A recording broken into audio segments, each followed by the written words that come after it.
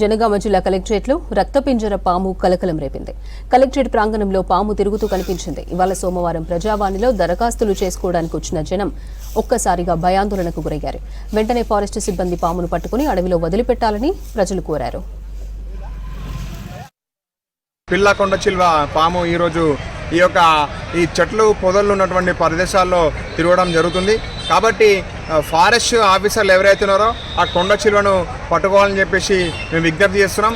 ఎందుకంటే అనేక మంది వృద్ధులు కావచ్చు, చిన్నపిల్లలు కావచ్చు, వివిధ జనాలందరూ చాలామంది ప్రజలు కలెక్టర్ ఆఫీస్కి ఈరోజు ప్రజావాణి సందర్భంగా దరఖాస్తు చేసుకోనికి వాళ్ళ సమస్యల మీద వస్తుంటారు.